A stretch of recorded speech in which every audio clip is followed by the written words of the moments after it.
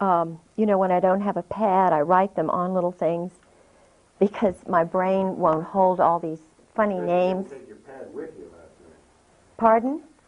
Too bad you didn't take that pad. I should have. And I'm just trying to find where in the heck I put that. We're wired. And I am now wired. I know he was called the Commissar, and they called him the Commissar. He was the one who did all of the training for the, well, they had a Halo school, you know, George told me, in the Philippines, where they trained the Delta Force, the assassins in the Philippines. They had also had a school like that. The Australians had one in Indonesia, on an island where they're having big kind of East Timor. East Timor, yeah. Yeah, it's in the mountains, and it was started. Yeah, and the Portuguese are involved in this in some way. Based on your newest lesson, you learned about the line of Thursday. Very good? All right, great. We're rolling. We're recording. We are doing it right now. And good deal. Hey, Albert. Albert. Hit this camera here. Tighten the shot just ever so slightly, would you? Mm-hmm. Just, I mean, you don't have to get all the way. You could reach for that side easier.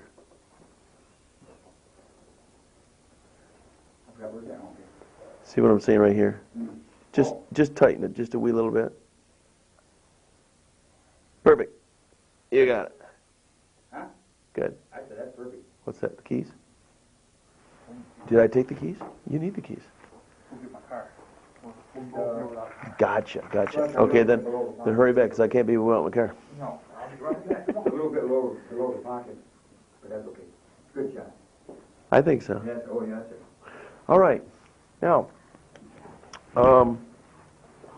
we're having a fascinating conversation talking to the wife of the former Chief of Staff, Marine Atlantic, head of the intelligence group that went to Beirut.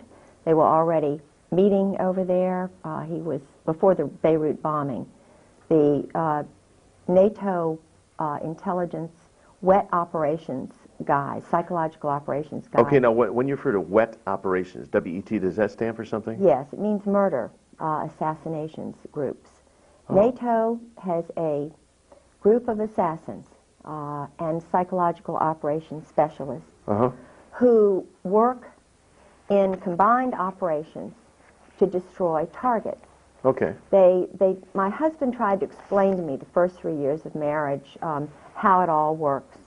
I was assistant director of the Chamber of Commerce. I was the first woman on the board of the Foreign Commerce Club in Norfolk. He thought that I was a worldly woman. I had dated a number of guys who were high level, like Jerry Unruh, who was the captain of the Saratoga, a man who was very high up in the Army intelligence in Richmond. I had been married to a governor's grandson whose family were all in intelligence. His father was Harvard economics professor. They thought... You even mentioned that years ago you dated John Engler, John who Engler, is now our governor. He was in ROTC. I'm sure it's the same John Engler if he was in the Navy. I dated a John Engler who was in the ROTC in Norfolk because, you know, Norfolk is the largest military complex in the world. We have Langley, the Air Force Base, which does intelligence work. We have Camp Perry, which is an intelligence, international intelligence spot. All of the naval bases, the Master Jet Base, Training and Doctrine Command, which is Army, Fort Story. And in fact, Fort Story was where the recent Secretary of the Army was told he had to leave. I have intelligence guys who tell me truth because they know they can't talk, and I get a lot of scoops. Toko West, who was basically honest, and like Colin Powell, most African-American men are not going to condone murder and assassinations and so forth when they find out about it. Togo West... No, you think there's something, I'm missing something here. The Afro-American man is not like... Generally. Generally. So you feel that Colin Powell is a different cut of general than these other guys we've been talking about? Oh, absolutely. Colin Powell's, the wonderful thing about some of the African American men I've met is they'll tell truth. Why would they allow these guys to rise in rank then? As puppets, thinking that they will, be able to make them do certain things, because psychologically they're innocent, they're naive. They cannot believe that our government has got hit squads, that there's group sex going on, that they are giving people money in exchange, for their services. Mercenary training is going on in the Army and the Air Force at the highest circles. And Colonel John Ryman, Dr. John Ryman, they have him targeted as a kook. Colonel John Ryman lives in California. He was on the high track up, the Rising Star track. He was in Great Britain. He found out about a murder over there. Okay. He reported it. He also had the crazy idea that there ought to be a peace college in Cambridge. We ought to really start working towards peace. Well, the minute he got back, he gave an idea, a synopsis of his sort of peace college idea to Colin Powell and his wife. Colin Powell took it to the National Security Council. When Ryman got back, and I'm not sure of the logistics and the chronology of all of this, but I'm in contact with him, he was put in a funny farm. I think he was put in a place in either New Orleans or St. Elizabeth's Hospital, where they put Ezra Pound, and where they've got Reagan's assassin. St. Elizabeth's Hospital, like the Eastern State Hospital in Williamsburg, has Army intelligence people in there. They're targets, people who have decided to tell truth or whatever. In other words, people who believe in the American dream, who are Christians, who are trying to get things straightened out. If they transgress that line where they upset somebody in high command, just like in Germany, they all of a sudden move from being a person to being a target, from being a human being, a Christian, a loving, wonderful soul, to being a target, therefore the enemy. This is also what happened in Germany. Why should God makes us all wonderful and beautiful? Those of us who have the courage of our convictions and who believe in what Christ did, who stand tall, why should the leaders not be able to speak and tell truth? Because it's in the rainbow of truth, the rainbow of individuals who are God-fearing and love truth, in which we can build a better world. So why are good people silenced? Why are their papers gone through? I have an interesting, I took some notes last night, and I'm trying to, Okay. Well, they're silenced because they are, they're in a conflict of good versus evil. Yeah. In this struggle. where am I, I need my, No problem.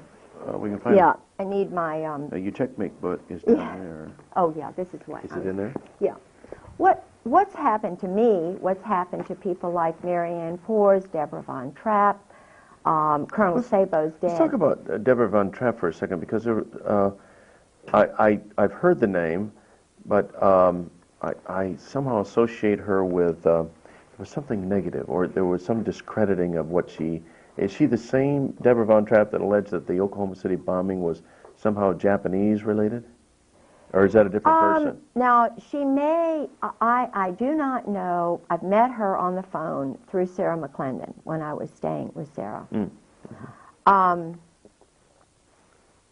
Everybody's experience is different. When you're a Christian, when you're a very strong Protestant Christian, as I am, and you're walking in light, you're walking in truth, you take people at their word until you find out that they've lied to you. And if they have intentionally lied, then, I just let God deal with them. Do you know what I mean? Okay. I don't believe So maybe in somebody fed her disinformation solely designed to discredit her. Yeah. She, and I do believe this is true, I believe that, I know that she worked in the White House. I know she worked under a man named Getzman and some mob figures in the White House who were Army. Mm-hmm. Now, this CIA thing, from my experience, is bogus, because every person I've known who was in the CIA was in military intelligence first. For example, my husband. Mm-hmm. He told me furtively when I saw him in court, I don't work for the CIA. You know, I knew he was telling the truth. He was afraid. He wanted me to know. Point is, he works under the Army. He's a Marine Corps, high-level intelligence officer. Mm-hmm. But he's under all these Army people, so I'm having to assume that the judge, the lawyers, the commissioners, all the people who are handling my husband when he's around me, because I really believe that he loves me, you know, even though he's under their control. And I think that's why he's been totally kept away from me. His daughter-in-law told me he can't come back because he'd end up staying. You know, it was, the point is that David Lay, my brother-in-law for 20-some years, I married John Garland Pollard, whose sister Mary Lloyd Pollard married a CIA agent, David Lay. David Lay was Harvard hasty pudding, translates Mandarin Chinese. He's a brain. His family came over from Germany. I think they were Zionists. He doesn't believe in any religion, but he is still working for this intelligence arm. He's doing wargaming for this monolith, this global monolith. He's playing chess by mail. He's writing articles about the Middle East. He's an expert on, you know, what's going on in the Middle East from the Israeli perspective. He's Army. I was with my sister-in-law when he went on a mission, and she was in the same psychological state that I was in. This is what, And that state, how I know. And that state succinctly is? Keep the women out of it, terrorize the women, make the women fearful of their own, in other words, make them, I can't describe what I went through except to say that every single Marine wife that I know is in that psychological state. Thank God, thank my grandmother for her wonderful Presbyterian background. You know, women are intelligent, kind of, you've got the spunk in you or the genes or Jesus Christ, whatever it is. I know truth, and truth is vitally important to me. I cannot live a lie. Do you know? I can't live a lie. I cannot. Maybe I was injected with pentothal when I was an infant. I don't know. But so like that incident at the officers' club where your husband at the time told you, just get used to it. This is the way that it is. yes. You just can't get used to living some facade and looking the other way as if something doesn't exist. No. And I mean, he's sick. My husband's really mentally sick. Any man, I believe he killed his first wife, Sue. He's dangerous. We're married for a month. He gets a letter and a phone call from Mary Clark Yost Talab and Anne Bouchou. And, you know, naturally a wife who's newly married to a handsome man isn't wanting other women to write. And I'm saying, you know, and I've already found out who they are. I've got a master's degree. I'm a researcher. You know, and I'm saying, George, what are you doing hanging around spies? I didn't know about double agents. And Kashmir Yost is on the Council of Foreign Relations. Her son, I'm sure it's her son or her cousin. And her husband, as I mentioned before, was a Muslim who was really a turn person on the Palestinians, who worked at the American University of Beirut. My husband was sleeping with her, Al Gray. Everybody knew this. And I didn't know that this is what you do until I called Valerie Wilhelm, General Charles Wilhelm's wife, on the phone. Now, who is General Charles Wilhelm? Right now. And let me tell you what she told me. Okay. You just have to get used to it, Kay. She told me about, you know, her husband with, I said, George has got another man. Lieutenant Colonel Michael O'Boyle, whom I was told is his boyfriend, you know. And she says you just had to get used to She it? said you just got to get used to it. Same thing came from the wife of General John Sheehan, Jack Sheehan, head of NATO, a friend of mine, been to parties at my house. And I see, by now I've gotten my little tape recorder from Radio Shack, you know. And I'm taping phone calls because nobody's going to believe me, you know. So I've got my little tape recorder and I'm talking to Sheehan's wife. Well, she's saying, come on over. Well, let's have coffee. You come over at so-and-so time. So I invite Carolyn Millis, whose husband was the temporary chief of staff after my husband's wife's murder. Sue, I know Sue was murdered, blow on the head. I had so many blows on the head, you can't even believe it. Broken bones and so forth. Well, in the middle of these terrorism episodes that you know, my husband would put me through, he would say things like, you know, I'm down on the ground, he's got a 45 to my head, or he's strangling me with his thumb on my jugular vein, you know, and he's saying in this sergeant-like voice, you have got to believe me. You cannot question me. In other words, it's like, I am being interrogated, or I am being, it's the most awful experience to have the one you want to love, the one you have made your commitment with, have you in pinholes, and knowing he's an experienced guy, you know. So, it's horrible. And these wives, now I cannot say whether their husbands have done the same thing. I don't think they have. But what they train them to do is to be speeding along the highway. It's shock treatment is what it is. I've been told it's shock treatment. And they're driving along the highway, and you've got an important person to meet or an important party. You know, you're all dressed up, or you're going to somebody's house. So he screeches on the brakes, provokes you in some way. You don't even want to fight. You say, I don't want to fight. You know, what is this all about? And he's just speeding up, going like, you know, 90 miles an hour, screeches on the brakes, and then he gets out and runs. You cannot believe, it's horrible. And where did he run to? Oh, there was a party, a Norwegian party. The first time that happened was when we were down in North Carolina with the camera, you know, when he wanted to get my camera. I nearly drowned. He wanted me to tell him where the camera was. He tried to kill me that night to scare me so that I would behave. But I was raised in a family with strong men. You know, you stand tall. You don't let people intimidate you when you know you're right. Because there are more important things. God is above us all. Jesus Christ is above us all. Truth is above everything. The Ten Commandments are above everything. You know, under that is Jesus Christ, and then your mate. So I put, you know, that's why I put him in very high esteem, but I knew he was not normal. I'm an intelligent woman. I read. So I was hoping I could change him. So it was a battle. It was a spiritual battle going on. I knew it was a spiritual battle. And I was believing that that I could, you know, reprogram him, essentially, subconsciously. Now, I didn't know that at the time, what was going through me, but I was really being tested. Of course, the many years of operant conditioning he'd been through fortified and solidified his positions. Yes.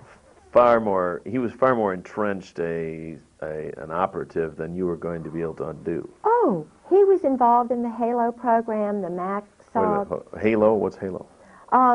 He mentioned it was something to do with training assassins and training psychological operations specialists. It was in the Philippines. They also had one in Panama. Okay. They had a school for Army and other guys where they would strip them down nude. They would tie them onto logs. The man who ran the school was dressed up as a Nazi soldier. even though his name was Olenchek or something. He was a Czechoslovakian pervert. Then they had a man who dressed up like a woman who was really pretty, you know. And here are these guys nude, and they're training him to kill. And in fact, there's a book called Copperhead, which I have a copy of, which is all about, was written by a commando guerrilla who was from North Carolina, who had been battered badly, or West Virginia, I think he was. And his father had battered him, beaten him. Well, what they do is, in the prisons, through this CASA system and so forth, they take the innocent little boys who've been battered by their parents, and they turn them into assassins by making homosexuals of them or something. Now, I believe that these men are redeemable because I believe that men like my husband and Oswald, they're held by the secrecy, by the power of this adolescent group which controls them. And I believe that if they knew that there were strong women, mothers, and wives who would be behind them 1,000%, they'll have the courage to come and speak out. Do you know what I'm saying? Or at least to stop the growth of this stuff, because it's the growth of this stuff they are intending to destroy America. Well, there certainly seems to be a growth in homosexual activity, homosexual acceptance, homosexual promotion, homosexual acceptance in our society today. Yeah. And it just seems like everywhere you turn, you're finding a little group of homosexuals, or even in our local community, I'm surprised how many homosexuals are running businesses, and certain restaurants are becoming homosexual hangouts. So you know, well, the owner must be a homo if he hires homos. And I hate to admit that I think this is the way things are in business and banking and in education. Oh, the local college, university. I've had people tell me that they're just loaded. You cannot get a job unless you are special, elite, irregular. Now, the frightening thing here is, number one, this is the underlying thing. This is what happened in Nazi Germany. This is exactly the same pattern that happened in Nazi Germany, the exclusion of women and mothers who love their children.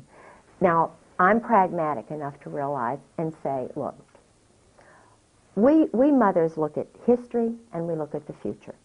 We're pretty daggone damn wise. I don't use profanity unless I'm talking to soldiers, but I've learned to use, this is what they listen to. They're really, I can talk sailor talk, I can talk Marine talk, I can talk commando talk, because I'm the, little bitch who loves Jesus. And, when you're in the streets, Christ wasn't out there with all the goody-goodies. He was out there in the streets. He was out there talking to them, the drunks and so forth. I know how to reach them because I don't mind transgressing into this kind of little verbiage if that's what Jesus Christ did. But the danger here is that, yes, it's growing. It's a growth industry. It's growing exponentially. So what's going to happen? What's going to happen? They're cloning people. Do they need women? Which women are they going to have? The party girls, the bimbos? In Norfolk, just to give you an example, Lieutenant Governor Dick Davis, Marine. Second wife is a prostitute. He loved her very much. She had a wig salon. My uncle, Dr. George Bentley Bird, was the major obstetrician for everybody in Norfolk, prostitutes, everybody. He told, our whole family knows, who the prostitutes are, who goes to the Saint and Sinners banquets. Judge Richard Kellum. This is a nice guy. Now, the Saint and Sinners banquet, is this a local affair? Yeah, okay. Yeah. Every town has got this sort of, Saints and Sinners group. The sleep around group or whatever, Okay. The group who tolerates it and has a little fun. And they're all, you know, they're all guys. Well, okay. But the thing is, where's it going to lead?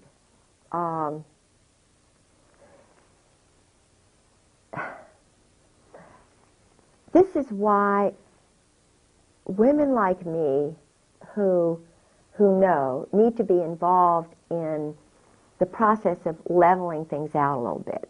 I don't know whether I'm describing it. When you target good, strong people who know what to do or who can figure out quickly what to do in given situations, it's like targeting good people, taking their papers, going into the leaders' houses. The leaders who pop up, who are trying to get things straight, are the ones who really know what's going on. They're just the people who need to be involved in the process of leveling things out. Mm-hmm. Because, hey, maybe they've gone off a little here, a little there, but the point is, they know that truth and light is what is going to make that balance work out. And when you marginalize women, target women, mothers, wives, who are strong inside, I'm talking about really core strong, genetically strong. Mm-hmm. Even Clausewitz says that the moral is 3-to-1 over the arms, you know. If they want to win over these little guys, they've got to have credibility. What's happening now and why they're all afraid is they have no credibility. The SEALs are the worst. They were so afraid about that one little doctor that the SEALs gang raped in Norfolk. Why? Because the whole credibility of the SEALs is shot. Okay, now I'm not sure. I'm aware of that. There was a gang rape of a doctor by the SEALs? Yes. By a group of SEALs? Oh, yeah, in Virginia Beach. And when did this occur? 2 years ago. And the interesting thing is that the parents of this girl, she's beautiful, from Georgia. You know, this is a wonderful human being who went into what used to be Poppy's. It's kind of the night place in Virginia Beach. When I was single, I went there, you know. I mean, we would go there, 4 of us women, young women, Molly and Sally and myself, and we go there, and the doctors would go there. You know, it was kind of a place. Well, the SEALs are taking over Virginia Beach. SEAL Team 4, 6, and 8. And this gal went in there. One of the men just thought, oh, she's great, let's take her out. They took her out, raped her, killed her.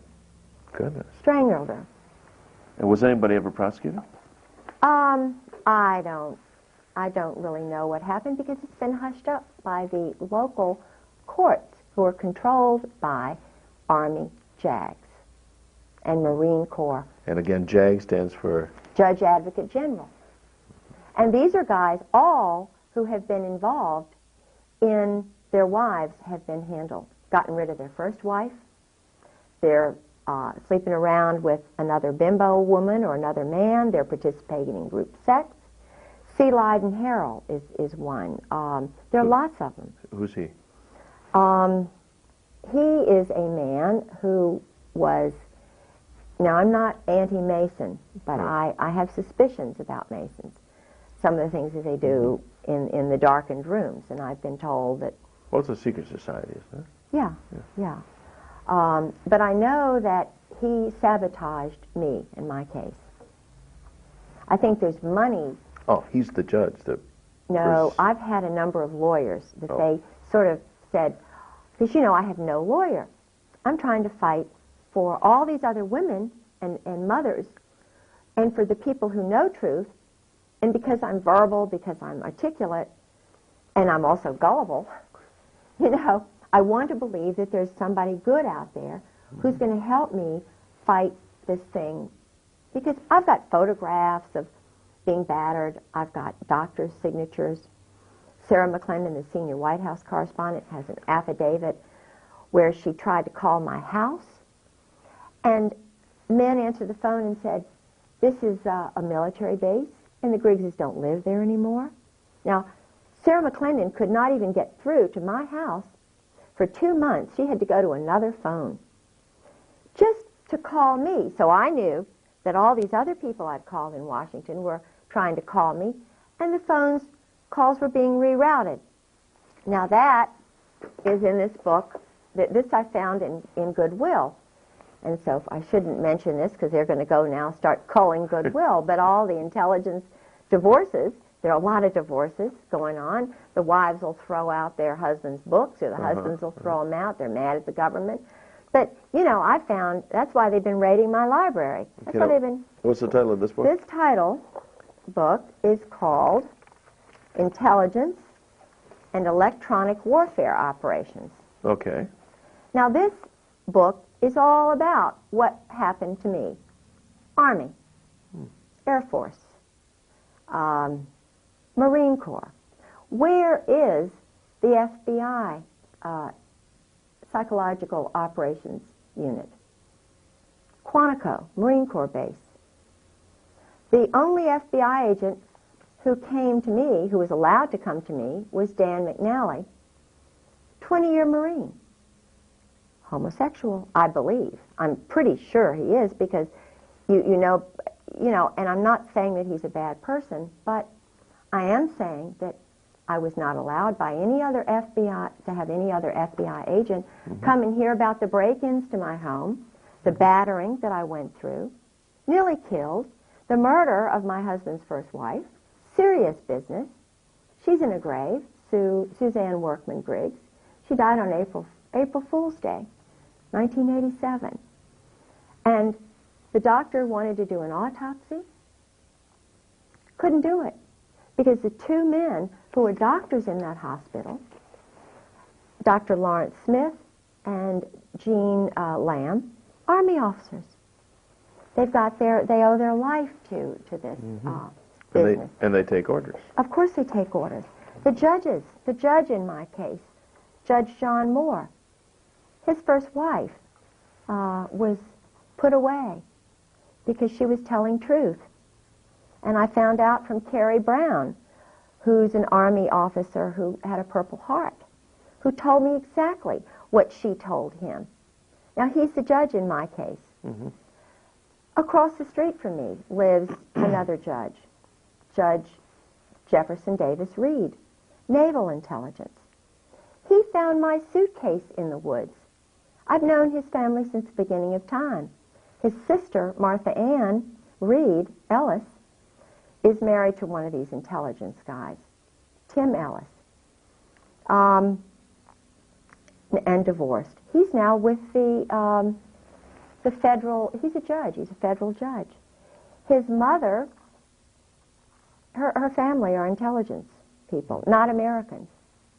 Tim's mother, they're not Americans. He's a naval officer, taking orders. What are all these judges in being under a chain of command? And why are they attacking the mothers and the women who are telling truth?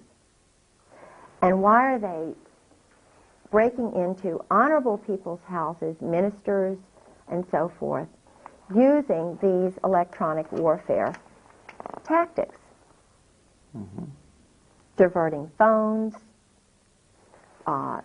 downloading caller IDs, having bogus people answer the phone. In other words, instead of getting this person at that number, they get somebody else. For example, I called in an emergency, I called the state police. And I'm pretty smart, pretty discerning, and I wound up talking to a guy who worked for the ATF. And I said, oh, well, what are you doing in the state police office? He said, oh, I'm just a retired ATF guy. And I said, well, but I thought I was calling the state police office. He said, well, you're talking to me now. What can I do for you? I said, well, if you're retired, I want to talk to an active duty, a good guy from the state police, please. And I said, by the way, I don't like you ATF guys because of what you did at Waco. You all murdered innocent women and children. You ran over them, you shot them, you put tanks on them, and you killed them. You're murderers. I don't want to talk to you. He hung up on me. He didn't like what I said. Well, you know, if he's so sensitive and so defensive, how can he deal with women if he can't cope with truth? This is what, you know, 80% of the American people feel, or 90. Waco was murder, savage, brutal murder. Mm-hmm. And what they did to that man, Randy Weaver's wife. Yeah. Shooting a mother with a baby in her arms. Mm-hmm. What's going on here? Right. Yeah. And one woman hears that. One mother hears that. She doesn't like the ATF anymore. I don't know any woman who likes the SEALs anymore. I don't know any other mother who really likes the ATF anymore. I mean, what's going on here? We're mothers. Mm-hmm. This is stuff that went on in Germany, and fear tactics. So we say, heck, these guys are adolescents. You know, they're adolescents. And so who's running them? Who's in charge? We turn into Dorothy, the Wizard of Oz. What's going on here? Mm-hmm. So little old mothers like us, we all think alike, and we're all Dorothys now, just marching and saying, look, guys, what's going on here? You're all little men from Oz. Why don't you grow up? Mm-hmm. You know? And it can be straightened out. Do you see any similarity in what's going on in this country in China, Tiananmen Square? You know, we've all seen the picture of the young man standing up in front of the tank. I don't know how much long-term effect that had in China, but it still sticks in the minds of a lot of people here. You know, like Tiananmen Square for China, Waco for America. Are there similar? Is this a turning point, a rallying point?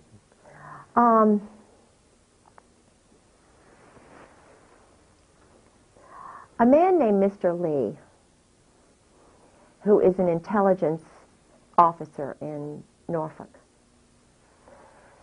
Mr. Lee is the son of the major banker for the Russian government. He worked for Dr. Richard Chang, who's also an intelligence operative.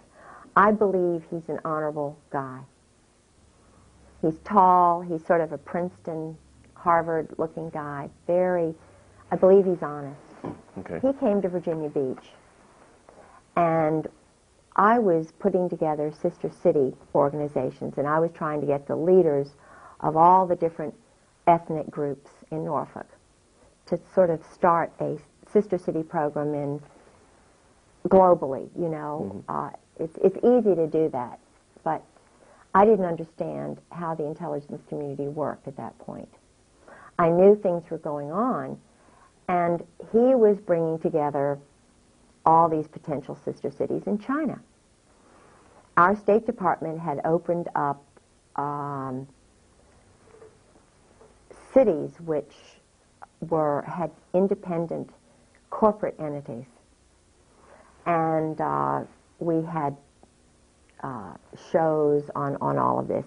This material's all been stolen out of my house by my husband and his friends.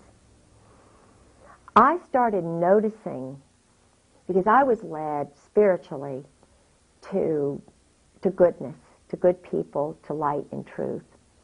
I didn't understand the weapons and drug military culture that's running our government and I believe parts of the world. There is not one woman that I know of who's in this business. I believe, and I had the pleasure of meeting your wonderful wife last night, Pastor Strawcutter. This is a woman who's wonderful. This is my kind of woman. You know, and I've met a lot of women like that. Mm-hmm. We go through hurdles, and I don't mean to cry. It's all right. But we're strong. And we know truth. And they're going to have to kill me before I give in. I believe in good men like you. I believe even my husband's core is good. I think that's why he's away.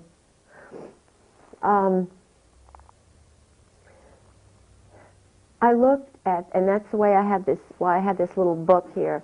It has the list of the members of the CFR, Council of Foreign Relations.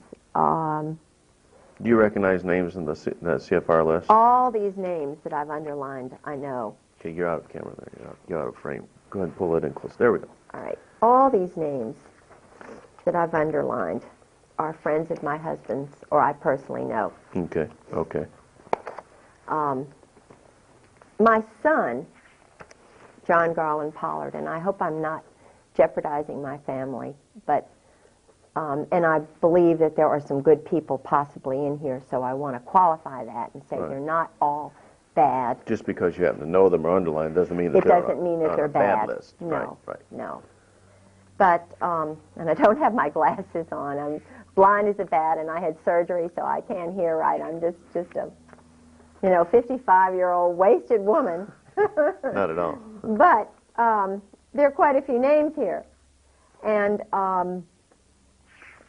it's quite a long list. I mean, we're only at the ends now. This is the, Bill Clinton's on here. You've got the Rostos. You've got 11 Cohens. Okay, we're at the Z's. You've got Mary Halab's son. I'm pretty sure that's Kashmir. Carl Vorno. You've got a lot of. You've got the Commandant of the Marine Corps, whom I have my picture taken with.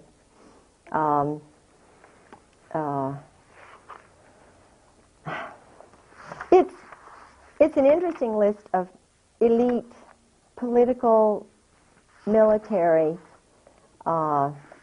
banking individuals, and the sons of some high-level people. So you have all these powerful people in a club. Yeah. That has common goals. Yeah. Which is global uniting, global control, and I can see how one could sort of get sucked into it idealistically, thinking that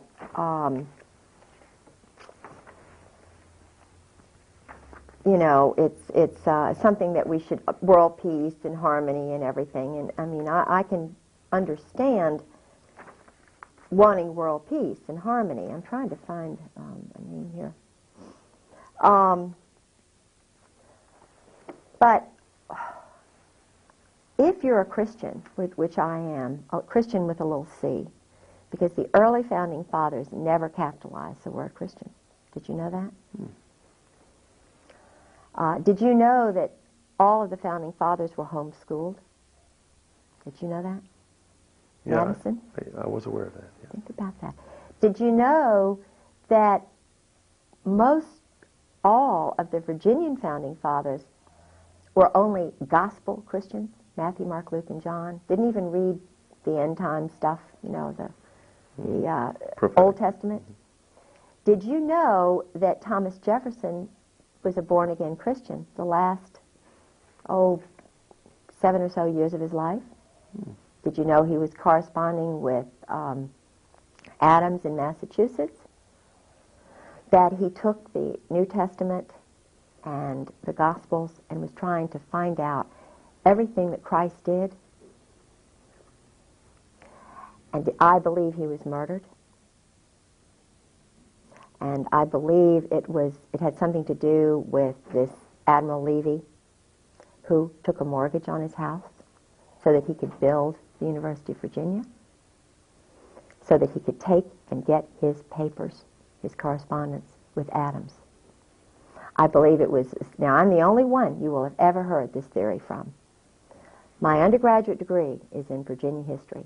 Okay, so the University of Virginia was founded by Jefferson. Money that he obtained by mortgaging his home. From a Kabbalist by the name of Admiral Levy. Levy. Okay. Now, I know that... it is an interesting theory. Of course it is. Dare to think, dare to theorize, dare to use the hypothesis, to come out with the thesis. Now, Levy, you mentioned he's a Kabbalist.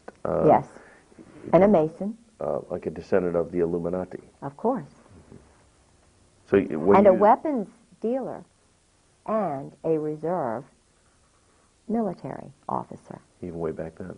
They were doing, now think about this. What they're doing today, they've been doing for Of course. many years. Think about this. John Paul Jones, supposedly the founder of our Navy, was a criminal. Why would they twist it like that?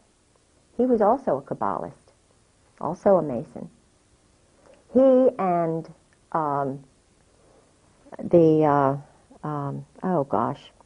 Lafayette. Lafayette was a weapons merchant. They raise up some people who are sort of questionable. Mm-hmm. Now, I know for a fact that Jefferson became a Christian. He did not necessarily believe in the divinity of Jesus Christ. So maybe you could say he's not technically a Christian, but he said, "I'm a Christian." He was working towards. He was going to Baptist churches. He was contributing to the American Bible Society. Do you hear this? No, of course not. Jefferson was a born-again Christian who was searching for truth, who was murdered, I believe. Okay. And at the same day he was murdered, so was Adams. Think about this, July the 4th. And of course, you're being a Virginian and a Descendant of James and Madison. a student of Virginia's history. Somebody like yourself could dig this out and would dig this out, and it would course. be germane to you, whereas who else would it even be important to? Yes, I was, God and my Christ had put me in the most amazing places and times. You would not even believe. When I studied at the University of Edinburgh, I received a grant in 1978 to work on Lord Dunmore's papers. Lord Dunmore was the last royal governor of Virginia. I was invited by the current then Lord Dunmore, Johnny Dunmore, to work on the Dunmore papers. No one but John Selby has done any work on Dunmore. So I stayed with, I'm not going to mention too much because I don't, but the point is, I know a lot about the triangular trade, what was going on in Bermuda. Okay, triangular trade. Yes, For our Tom viewers. Devine. The triangular trade is the illegal weapons, drug trade that is still going on today. Mm-hmm. Israel is basically running it with the New York bankers.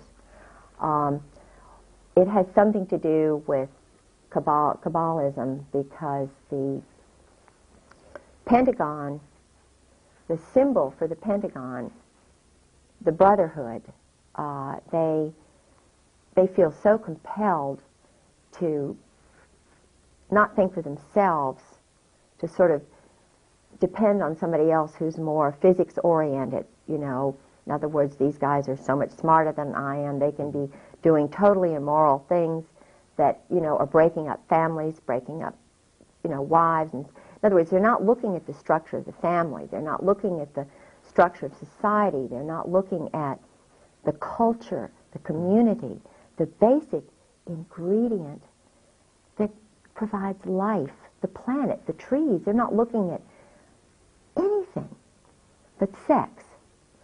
And when one perverts and twists, in other words, one focuses on, yes, sex is wonderful, you know, it's great. I'm a, you know, great proponent. But there's so much of a focus by this group on sex, and the military, you know, they go back to Greek days and they have all these symbols of, you know, the Washington Monument is supposed to be a phallic symbol, you know, and they say, well, this proves, you know, because the Greeks were doing it, the Egyptians were doing it, and it's this secret little group that was, you know, back in the days of Nefertiti and you know, Mark Antony, and it just proves that we're just great because we had the Holy Roman Empire, and Alexander Great that was homosexual, and Catherine the Great was, you know. But it's debauchery. The thing that one has to realize is that God knows best. You know, it is an abomination. It is a sin. Now, we've all sinned. We're all sinners. I don't believe we should be putting people on stakes for doing this. I think Jesus Christ said, the simple answer is this, which Mandela said, the simple answer is this. Just repent. Just show that you're changing your life. You know, I've sinned. Everybody's sinned.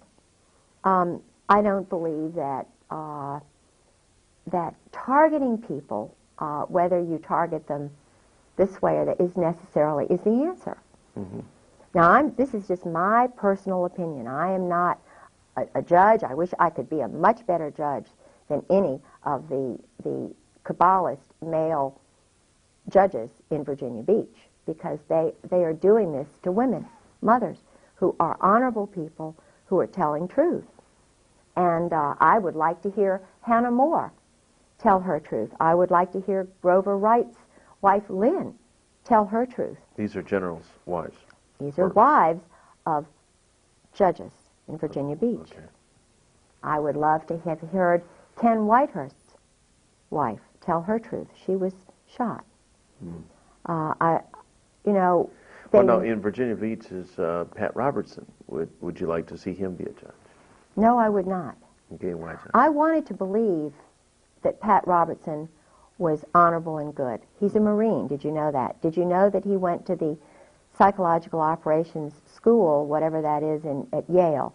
Now, I'm not saying he's bad, and I'm not going to judge Pat Robertson, but I know that he was under the influence of a Belgian man who is very powerful in this group. I know the one thing I can judge him on is that, I will say things, and I know they're going to get me for this, because Pat is very powerful.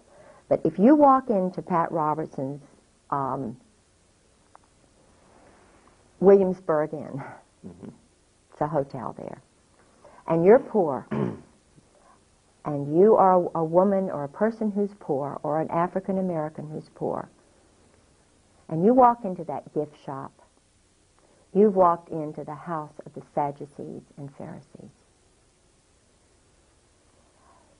The dresses in there cost starting at $200. The belts, I mean, these are clothes, basic commodities. Now, I'm not saying that's wrong. It's wrong to have money, and as I say, I'm not going to judge him. But from my perspective, the way my father was reared, there's a lot of money going on there, and Christ. I walk in the steps of Jesus Christ. Now, I'm not saying that, you know, because I'm not really sure about all this. Everywhere you seem to look, and you find the leadership, whether it's in banking or education or religion, there seems to be also this line of military intelligence, Ivy League background that. You know, the Pat Robertson has the same kind of pedigree as these other people that we can kind of filter through. If somebody's going to be the leader of a television big-time ministry, it would have to be someone who would be kind of a chosen one to be allowed to rise in that kind of power. And I think he's basically a good guy. You know, I mean, I really, I like the fact that he's promoting Christ. I nearly got arrested there. At the 700 Club? No. I went in to use the law library because I'm fighting the Kabbalist group in Virginia Beach, because I was nearly battered to death. I was nearly killed. I am a totally abused, psychologically, physically broken bones wife.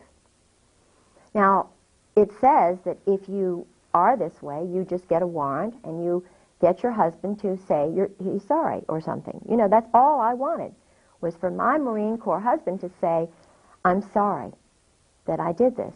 But if he's got men behind him telling him to do this, they're not going to let him say he's sorry, are they? No.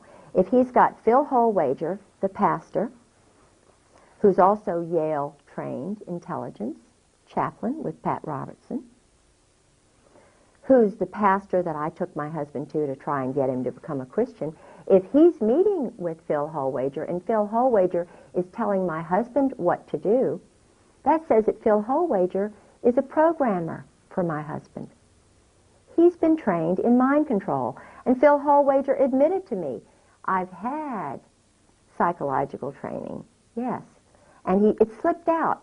Oh, well, I made the mistake and told George, you know, in other words, he let me know that he has power over my husband.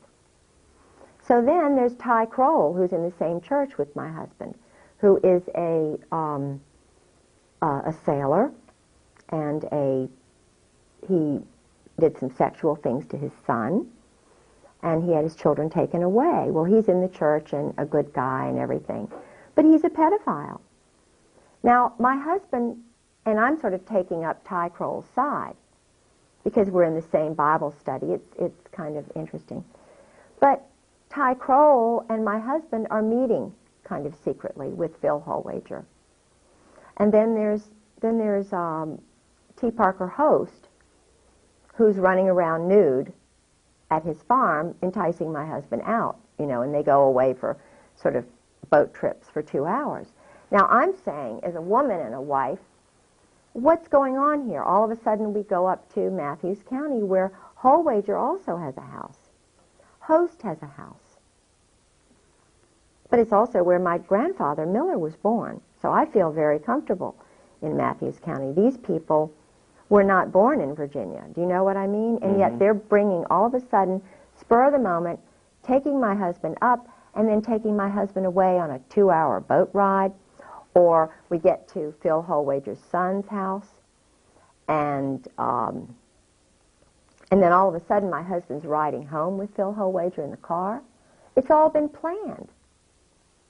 So I'm saying, and this is just before, just after my husband got back from Norway, and I'm trying to remember whether the King and Queen of Norway had come either just before or just after this. It had something to do with the King and Queen of Norway's visit. They wanted to keep me away from the King and Queen of Norway because I believe they're Christians. I believe they're honorable people. And I was able to prevail against this group by going to the Norwegian ambassador, who's a wonderful man, and saying to him, and this is where Jesus Christ comes in and God comes in. And I know that they're with me because I'm good.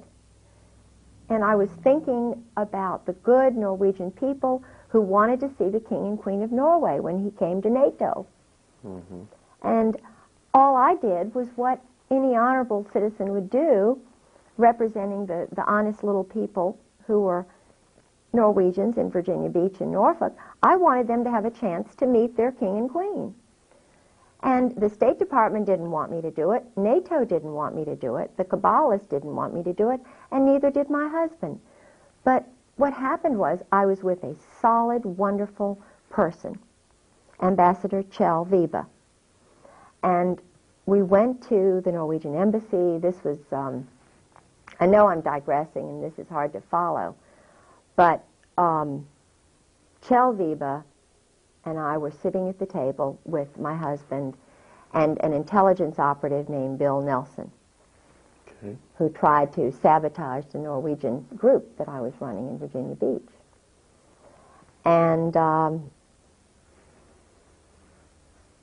Vibe, we were planning a trip to Norway in August, which I think was just a bogus sort of thing to kind of, I don't know. To appease you a little bit. Oh, yeah. And I knew things were going on with my husband and the weapons sales and, you know, all of this stuff. And because he was dealing with the embassy, the American embassy, and with people, and, you know, there were things going on. And I knew things were going on. I was sensing it really strongly. So we were in Washington, sitting around the big table in the Norwegian embassy with the ambassador sitting to my right, Bill and Kate Nelson to my left, my husband across the way, and Suzanne Baptist, who is the daughter of the man who started the Sister City Association. And we were supposedly planning this trip for the mayor of Virginia Beach and her husband to Norway. And he let it slip, the ambassador let it slip, that the King and Queen of Norway were coming to Norfolk in October. Mm-hmm. And the ironic thing is, it was the very day the Nobel Peace Prize was being awarded in Norway. I didn't know it at the time, but I thought, this is really strange later on. Here's the King and Queen of Norway are at NATO headquarters the very day that they're giving out the Nobel Peace Prize in Oslo, which is where the King and Queen of Norway are. Mm-hmm. And I mentioned this to Mayor Obendorf, whose husband is involved in this weapons sales stuff, because her husband, Roger Obendorf, and my husband went to this deserted airfield. Roger Obendorf is involved with Andrew Fine, who's Army intelligence, who tried to take over the Norwegian organization from me when I knew that the Andrew Fine does all this group swinging sex with his wife and with NATO couples. And, you know, and I'm going, something's going on here. Roger Obendorf and my husband went to this airfield. I wasn't allowed. Mm-hmm. So I knew, because my husband was meeting with other people, like, in other words, this is big. Yeah. Now, when you mention NATO group swinging sex, are you talking about some of the most powerful people in this world, the leadership of this military? Absolutely. And their wives being privy? I mean. Yes. Yes, I'm talking major. I mean, this does not give security to the people of not only this nation, but the people of the world. No. To think that people who have the power to kill others, wage wars, send your sons and daughters into battles, these people are complete, whacked out degenerates. Absolutely. Let me give you an example. Because I was involved, I love people from other cultures. I went to an Episcopal religious girls' school, mm-hmm. and all of my they had girls from all over the world there. They had a Turkish. My chemistry teacher was from Turkey. Her name was Mrs. Kunt. I had a Daddy Didion was an Armenian. Turned out he was later a spy, or they told him he was a spy, but he was from Armenia. I had a French teacher who was in the French Resistance. St. Margaret's School is a school for double agents, or at least, but it's a great school for girls, because you're with all these people from other cultures. You know, we had the president of the school's father was with the Ramco. I didn't know about all this stuff and how they kind of do it. Woodbury Forest is another school like that. I sent my son there. He went 4 years to Woodbury Forest, which is where President Bush's son went, Oliver North's son went. Mm-hmm. It's in Orange, Virginia. I didn't know how it all worked.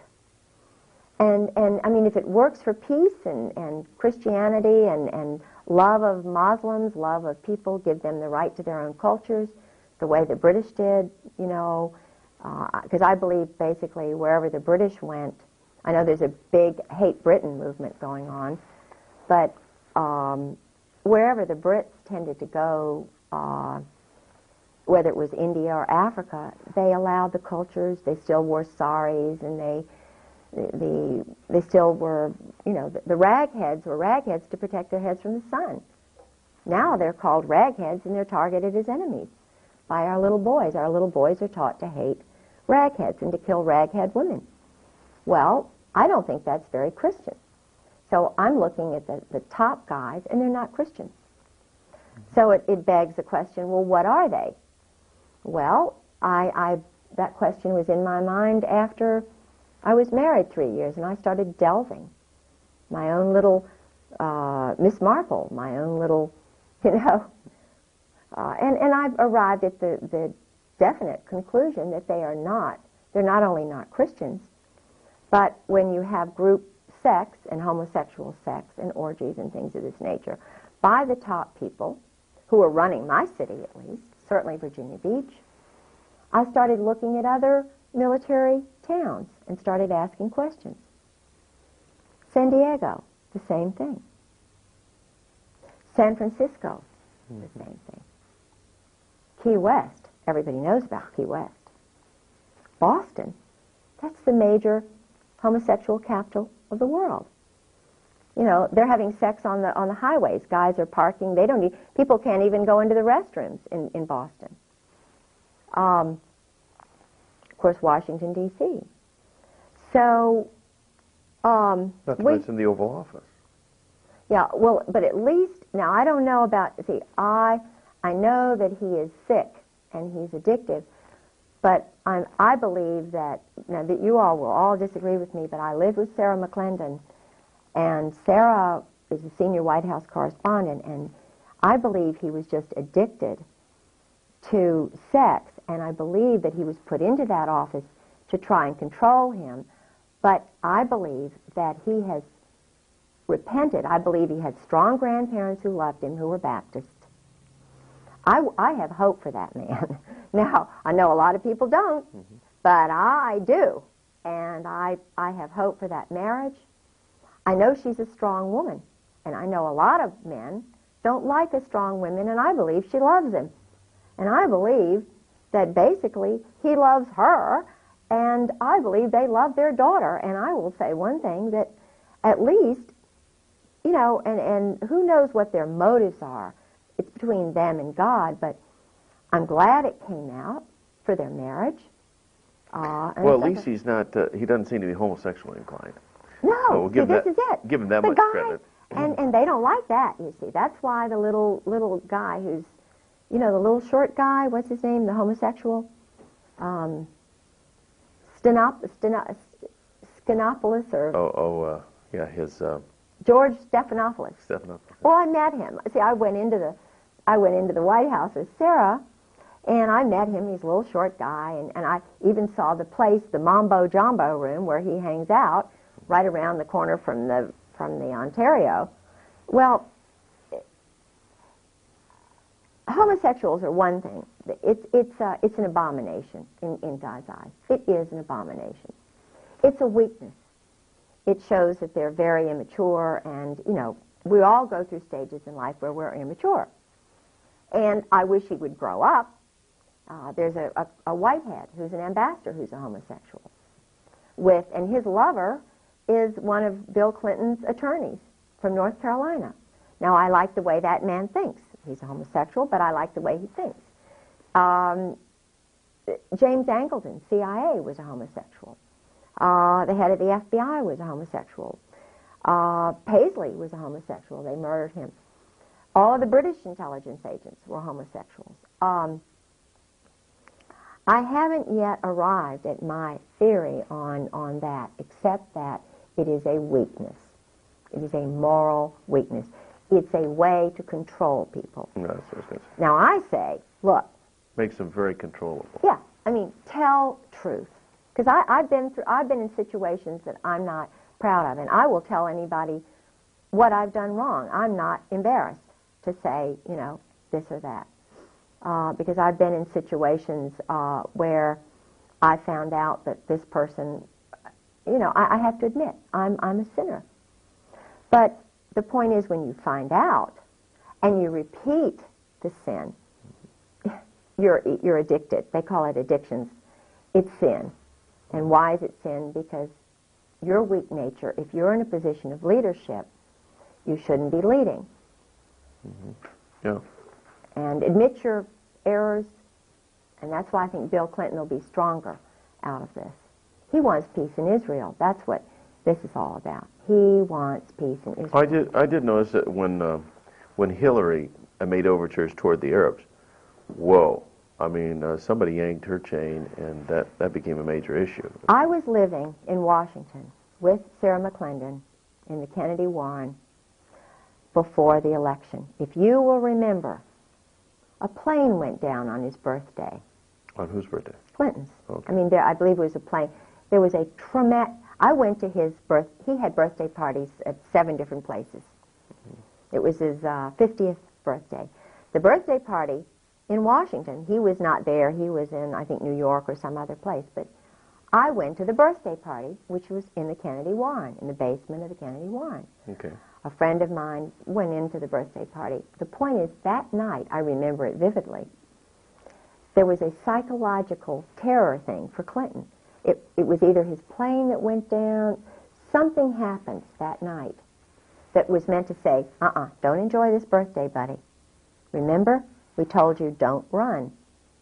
George Shultz came all the way from wherever he was. Sarah told me this.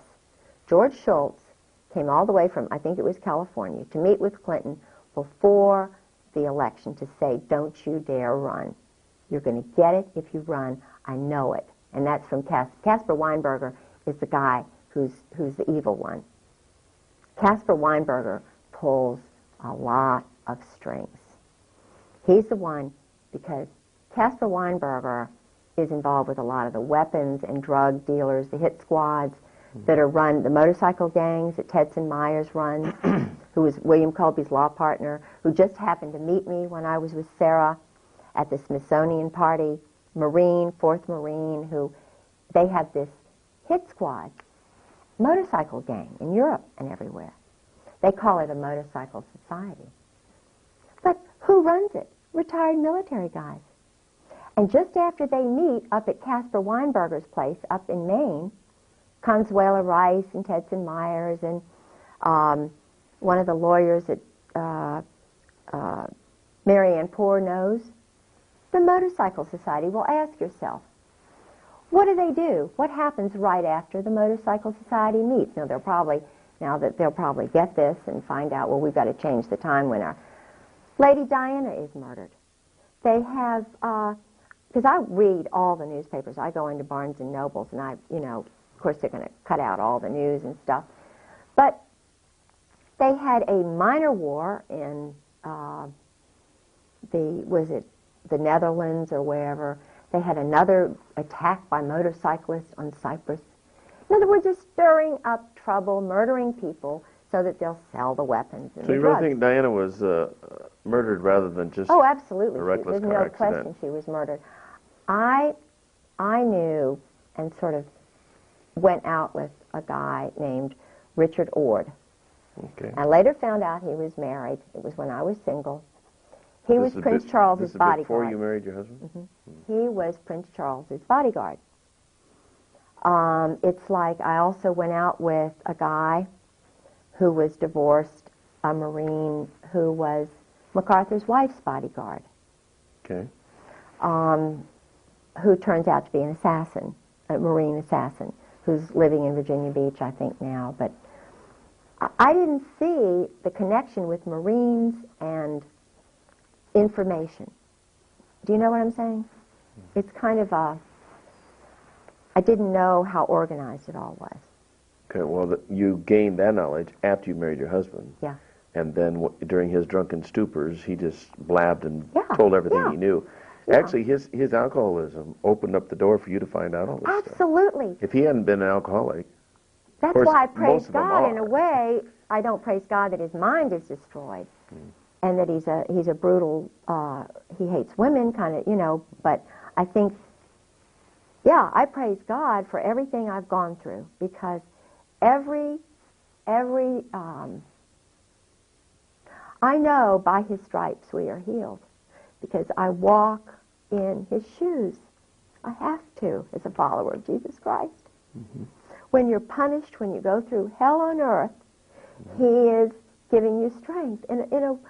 It's not a funny sort of way. It's a very special way. Mm-hmm. I know I'm going to die. I don't know how I'm going to die. well, we're going to pray that you stay alive. But I love him. And he's just given me all the strength. I'm a weak human being, but he is the truth and the light. And when you walk in the light, you walk with him. And it's not bad, it's great. It's marvelous. Tell you what, why don't we take our first break here? Yeah. And so you might need to use the restroom. And, Yeah. Your angels Well, Your angel's on.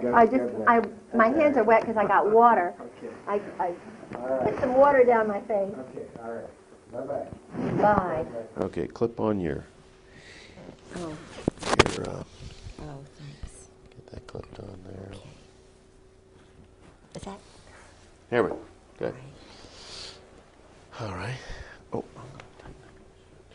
Oh, I know a lot about John Warner and Loretta Tate and stuff that is really kind of spooky because nobody's ever told this out loud. You know, he married Elizabeth Taylor.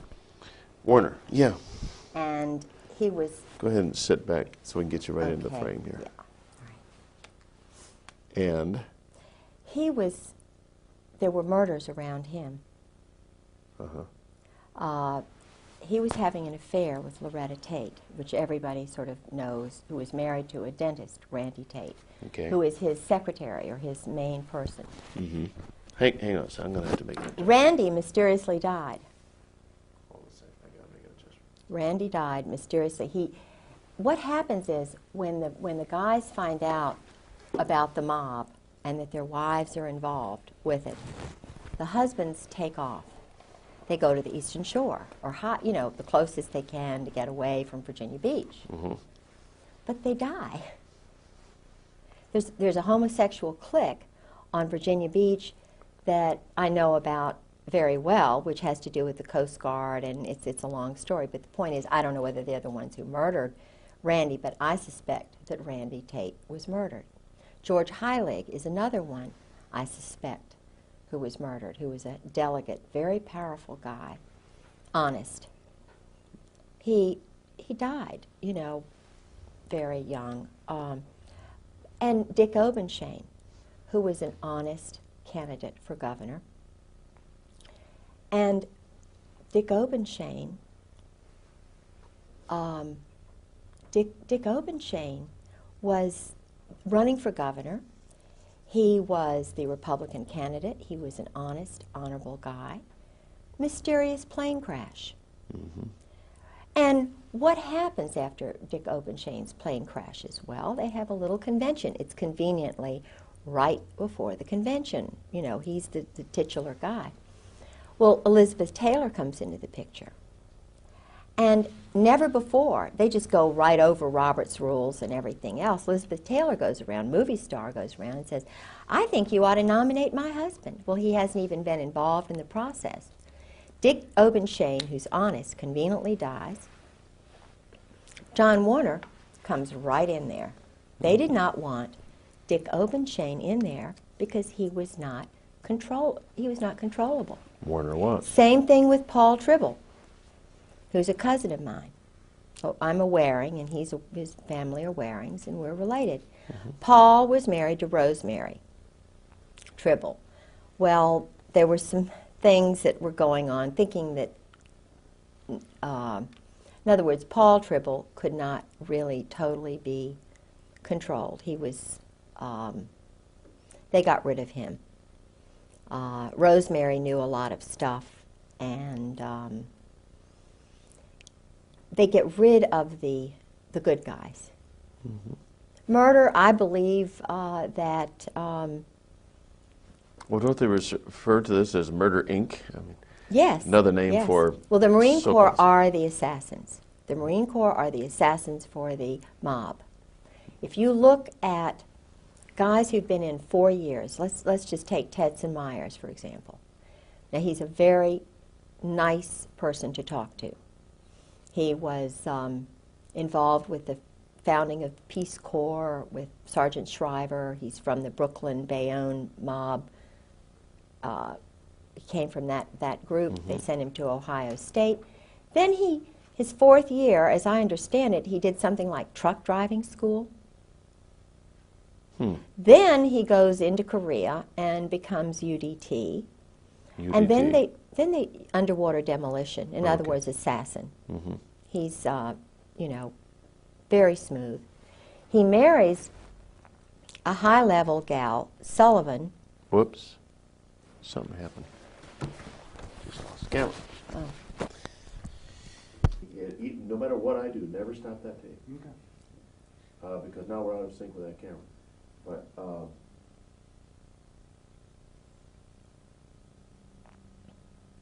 that means is that we'll just have to sync it again. So I mean, it's not a big problem. But evidently, when I turn that camera on, I didn't hit. See, at a glance, That's good. if you ever glance up there to see that red light's not on, we'll have a picture here and we'll have a picture there, but it will kick out on us eventually. So we're back on. Okay, Okay. 5, All 4, 3, 2, 1. We're back. But just pick up where you left off. Yeah, the mob in Virginia, Virginia Beach, is very, very strong, very well organized and connected with the military. Yeah, well, you indicated for that there's a connection everywhere between the mob and military. Absolutely. The Whether it's New military York or is San run by the Diego or- mob. The military is the mob. The Marine Corps are run, they're the assassins for the mob. They may only be in, as Tetson Myers was, for 4 years, but the individuals then go on to truck driving, truck loading school. They're always loading things and, moving things around. But then they send him to Harvard Law School. Then he winds up, when I met him, or just actually, I met him after Colby's murder. But I find it rather unusual that I had spoken with William Colby, the head of the CIA, who knew my husband well, who told me on the phone all of this stuff about the Phoenix program and Israel, and all of that stuff was coming out, and that he was going to be doing it. Okay, your husband told us that. No, Oh, no, William Colby on the phone. And Tetson Myers was across the hall from him. Okay, so law was partner. William Colby Murdered. a good guy from the get-go, or Yes, was he, he was a good guy. one of the insiders they need to get rid of, or was he? He was an insider who was involved. He knew about my husband's involvement with Krulak, Victor Krulak, Al Gray, the Russian double agent who was, I believe, Czechoslovakian or Georgian, who was called the Commissar, who was running everything in Vietnam. He was the murders, the assassinations. My husband was involved with the murders, the assassinations. He was involved with teams that did that. They were training boys to kill. Okay, and using again, mind control, using... the whole reason for Vietnam or any of these conflicts is simply to use up a lot of arms and make money. yes. Basically, that's all there is to and it. to train more killers. To use more weapons. Absolutely. To make more money. Yeah. It's a sick, sad little adolescent boy cycle. These are not grown up. These are little men from Oz. That's what I call them. Al Gray is a sick little man. Al Gray is a That was the general. former commandant of the Okay. Marine Corps.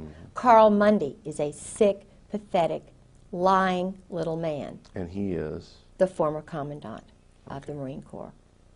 Then you have Krulak, who is a son of an agent, of a double agent, Victor Krulak. Not American. These are men who the Constitution is just beneath them. People like me, their wives, and citizens like you and honorable people are just beneath them because they're special. They're elite, just like the German SS. That's exactly where this specialness came from. Germany, from Nazi. In other words, they took with them the most perverted aspect of Nazi Germany, brought it over to the United States because over 200,000 of these guys came over. And of that, there were some who were existentialist, humanist, anti-Christians. They hate Christians. You know, what happened to the Nazi, the cross of the Weimar Republic was turned this way.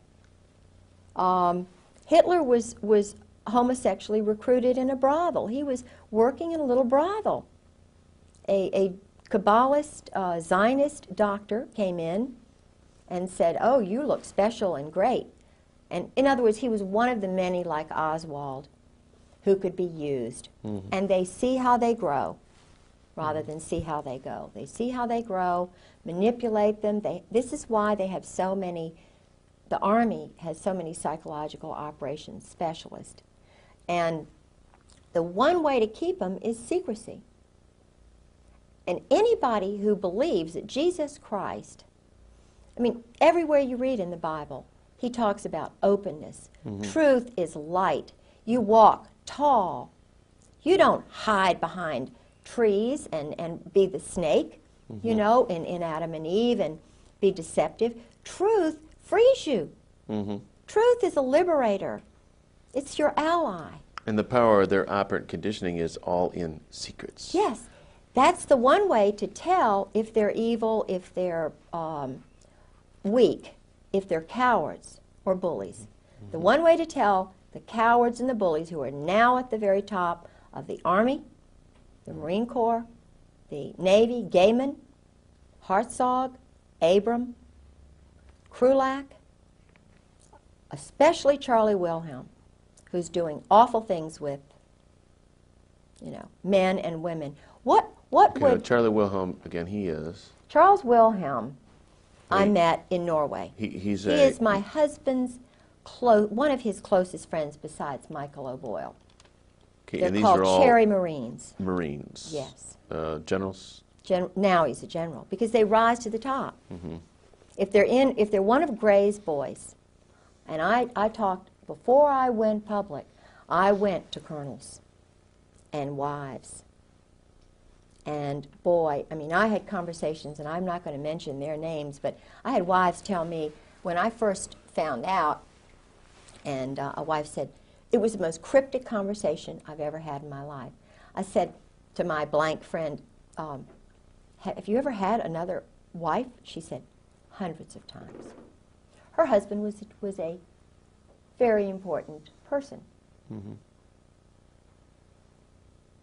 Very important. So he's working now for Al Gray. Al Gray he pulls the strings. It's all New Jersey mob. Where do you think Al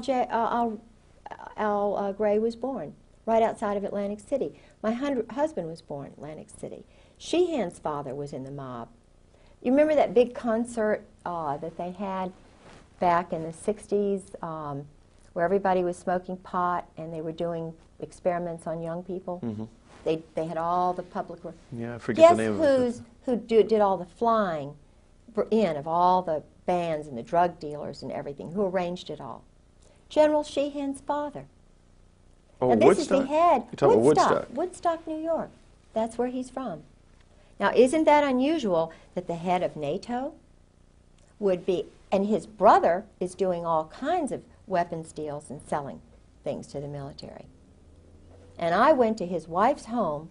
They lived in the Virginia house after my husband disappeared.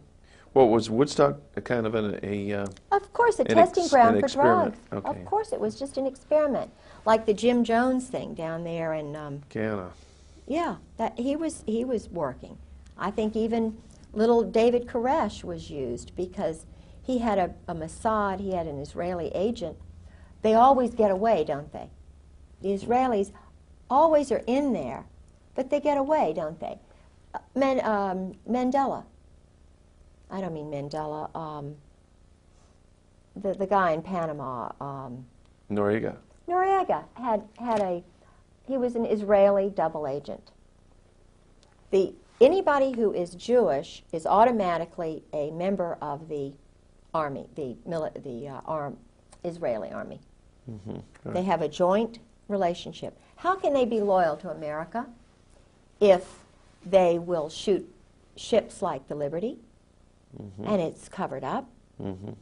I dated Lawrence Geis's son when I was a teenager, about the time I went out with the governor here and John Engler. I'm sure if he was in the ROTC class, I dated him, and I got letters from him. Seemed like a really nice guy. But my love at that time was Tom Williamson. And Tom Williamson was a Yalie. His real father was killed in World War II. His mother, who was a Ballantyne, Admiral Ballantyne's daughter, a wonderful person, married Lawrence Geis, who was a captain, and then he became an admiral. And I went to the change of command of the Forrestal. I really did like that family very much. And being a Norfolk girl, old Norfolk, you know, grandfather was in naval intelligence. He retired a captain in the reserves, military doctor, very prominent family, you know, and I lived next door to my grandparents. I was sort of the good to date this girl, you know. She's a lot of fun and stuff. So I dated Tom, and I went to Yale to visit him and so forth, with Bob Tate and some of the guys up there. Well, Admiral Geiss took over the command of the Forrestal. He was the head of the whole everything for the military when the Liberty was bombarded by the Israelis. Right. And one of my best friends, Josie Toth Lennon, you talk about a wonderful, she's been through a lot, woman. I've learned a lot of information from her. Josie's brother was on that ship.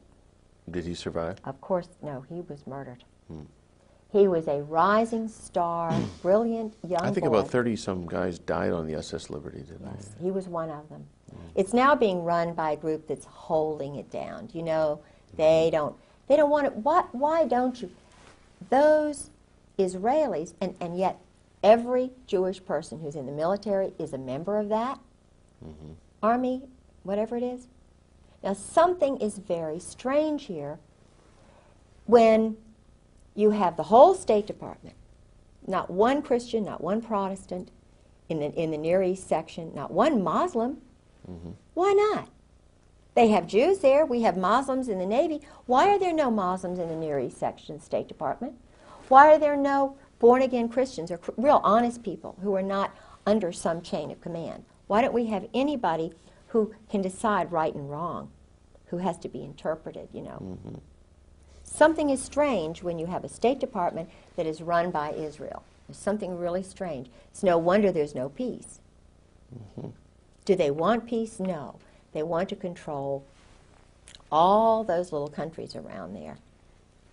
And there was an interesting luncheon, it was a dinner that I had over at Carolyn Millis's house with the Marine wives and some of the, well, I don't know what they really are, but I thought they were wonderful until this night.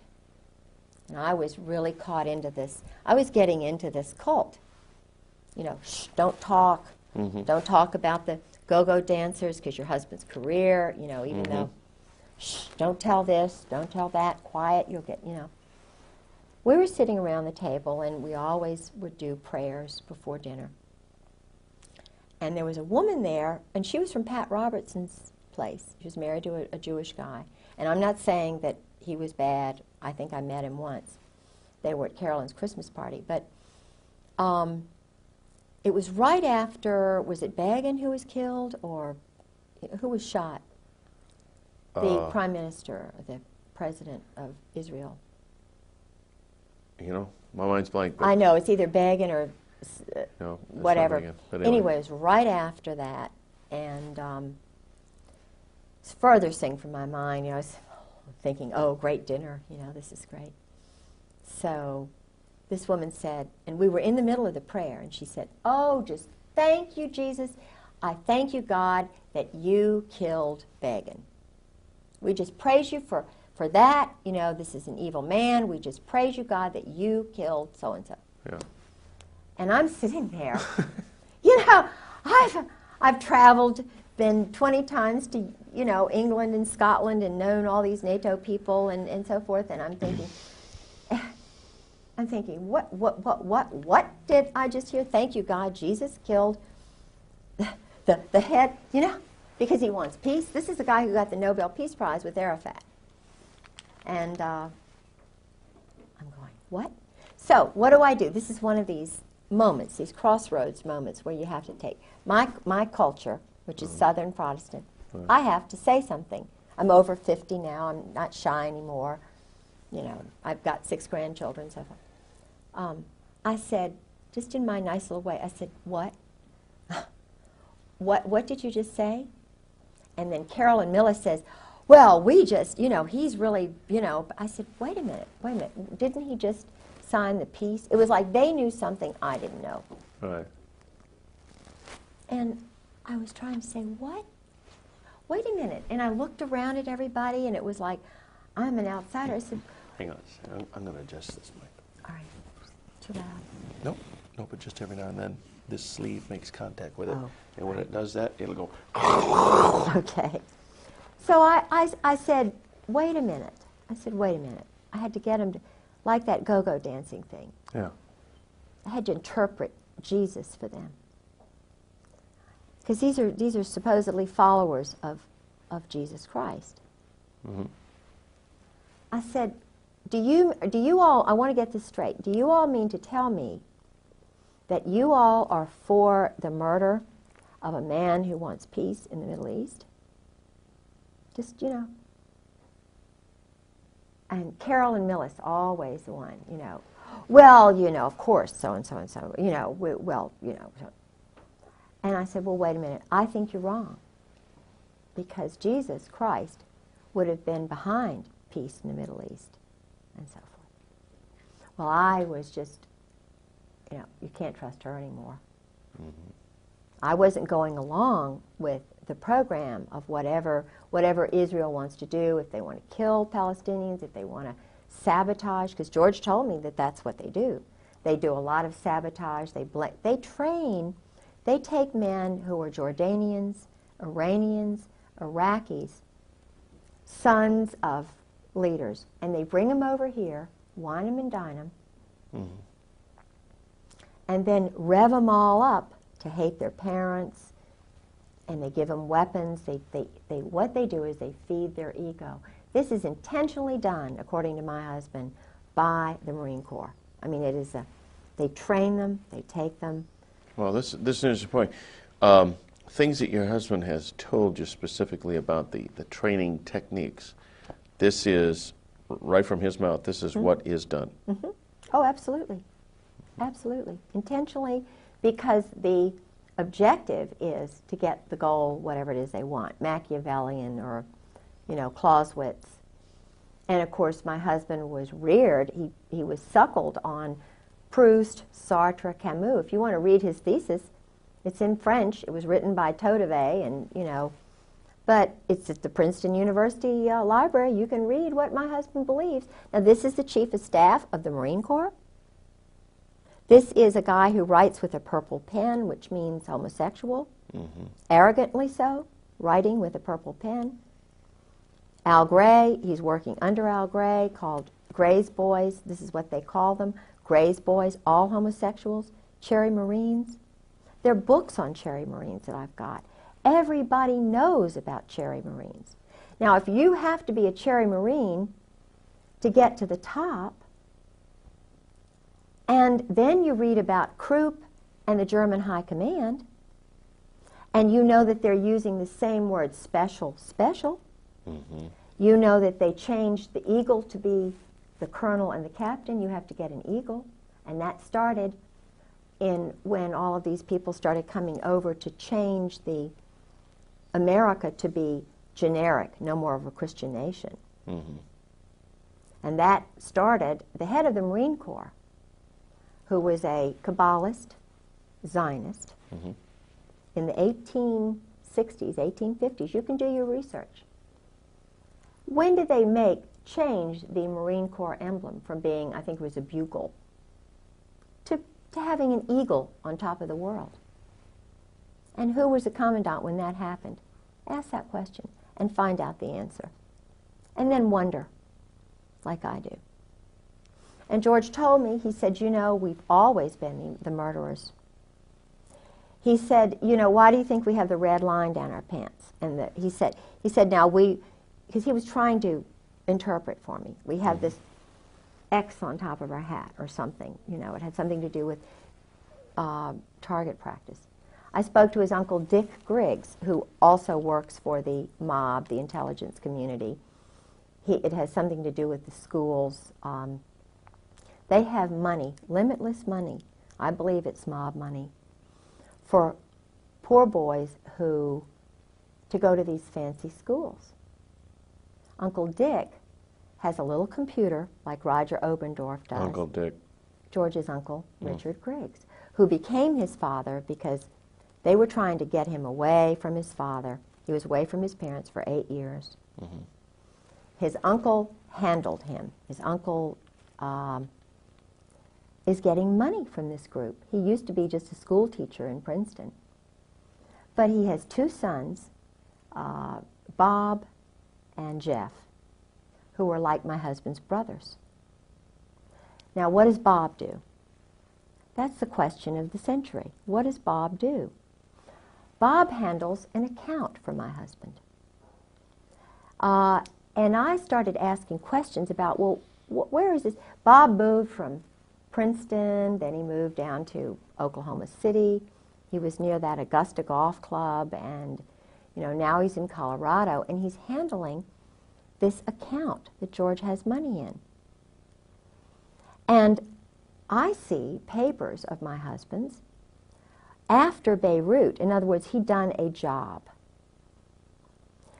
And it was a civilian job. Now, here's a colonel in the Marine Corps doing a civilian job.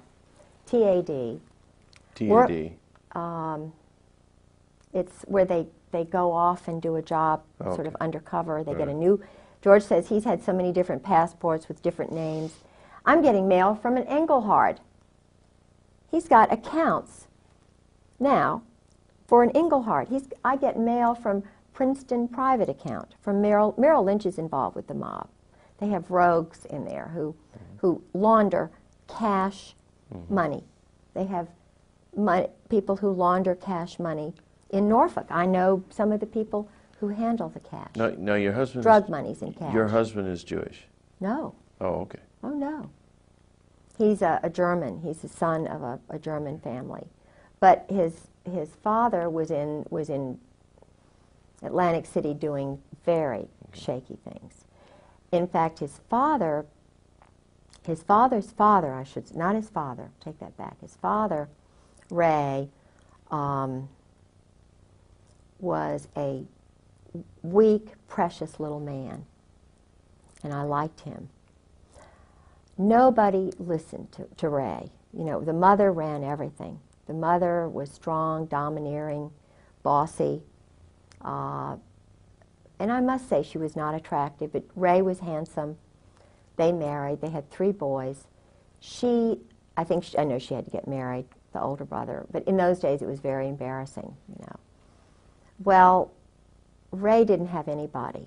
Ray was essentially an orphan as such, although he had lots of brothers. But let me tell you what Ray told me. I was in California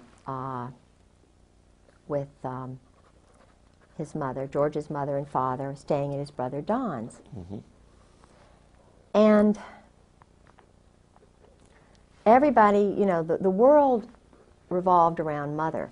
But Ray had a lot of wisdom there, and I was anxious to know what really went on in New Jersey, why they left New Jersey, why they left Atlantic City, what happened in Lawrenceville, why George was put in this school and not seen for 8 years. What did happen? All right.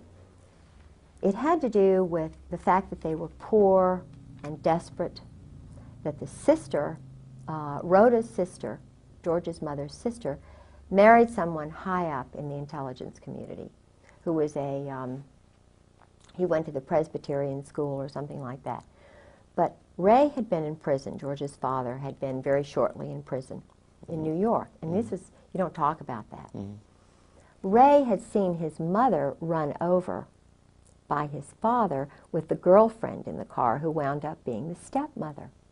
You don't talk about that. All right. There were 7 boys, I believe. Ray was right in the middle. All of these pictures have disappeared from my house. Supposedly my husband has never come in to the house. All of this, the pictures of assassins like Rockland Williams and, you can't believe the things that are slowly being taken out of my house. Why?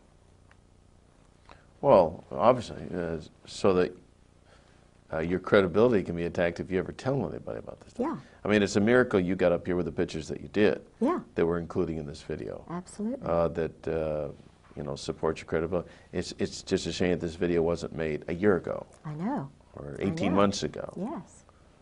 Because pretty soon they'd have me not even married to George Griggs. Now. If they could destroy all the records. Of course. And it's possible to do that. Of course. Because I think it was Orwell said that he who controls the past controls the future, and he who controls the present controls the past. Absolutely. So those who control the present can modify the past any way they want. In fact, they could erase you right out of the picture. Why do you think we're in computers and everything's on computers? All they have to do is, I had tapes that I bought a little Radio Shack tape, and I taped General Gray's, the conversation with Gray's wife, Jan, who said, "Oh, we don't know where George is. We don't know." And I talked to General Gray on the phone. If they don't know where my husband is, and he's working for Charlie Wilhelm now, what does that make Al Gray?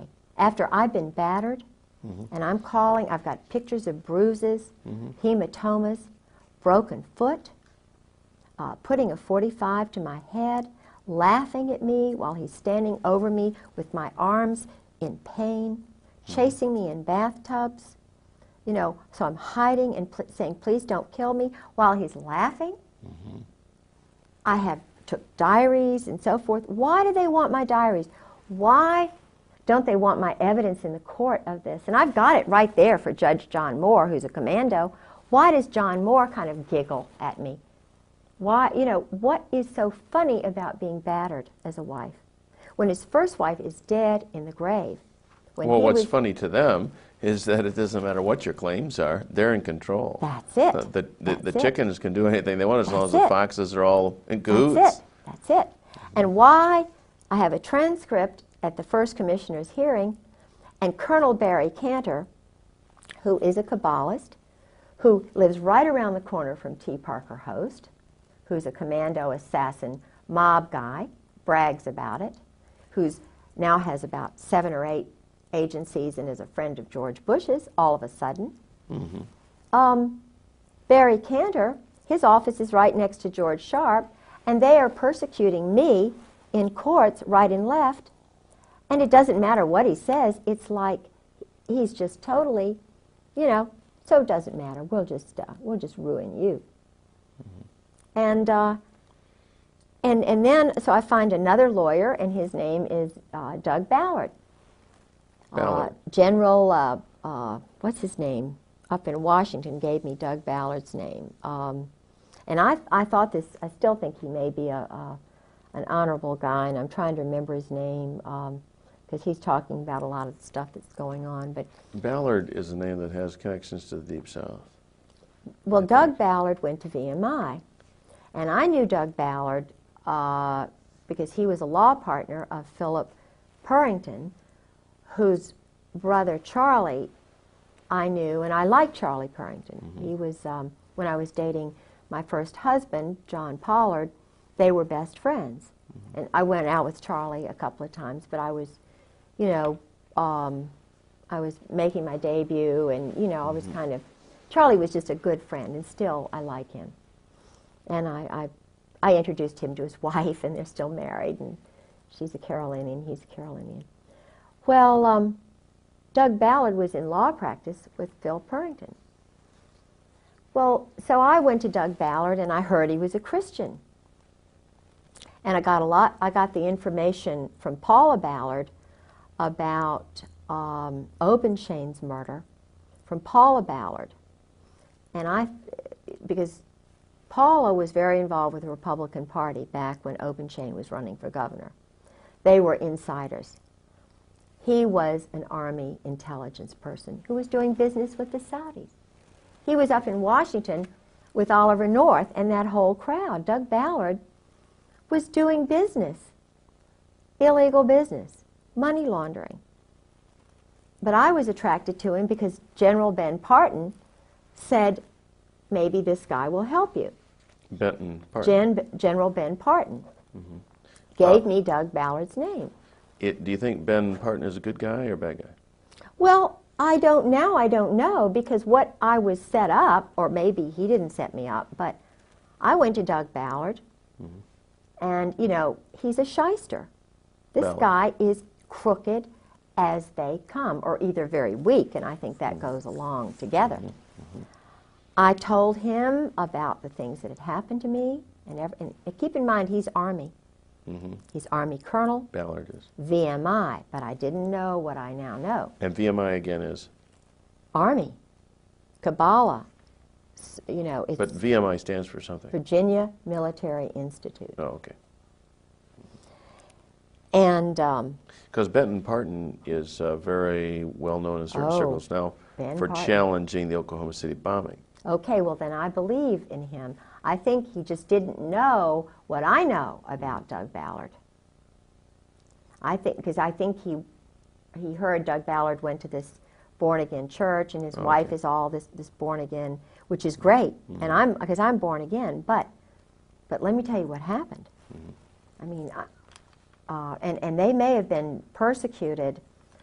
They did go through some persecution, but what happened was, and maybe they know too much, but what happened to me was this, because he is part of the Brotherhood, Doug Ballard is.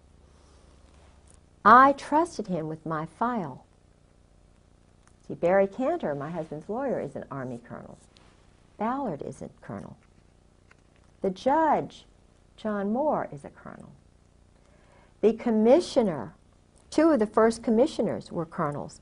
Andrew Aggie, who is mixed up with Crooks in Virginia Beach, he's a commissioner in Virginia Beach. Then there is the first one we were going to get.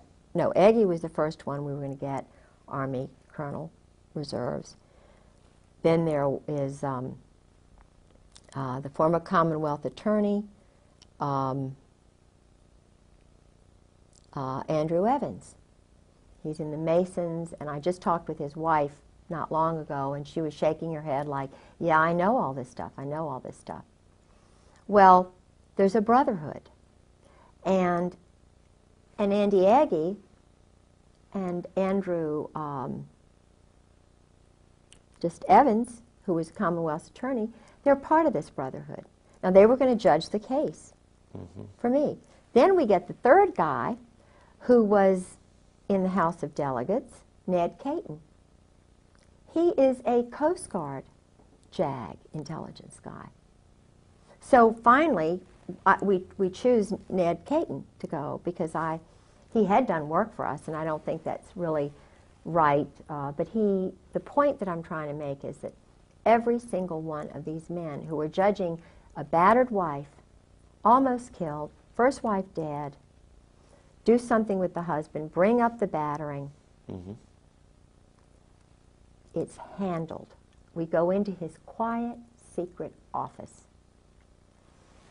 I think I have a lawyer given him $1,500, and he's one of these society lawyers. And he doesn't want to mention anything about the abuse for some reason. And I'm sort of being flim-flammed, you know. Well, this is part of the divorce proceeding, or Yeah, did you bring a separate cause of battery? Or this is I all did the the battery. divorce? See, I started everything.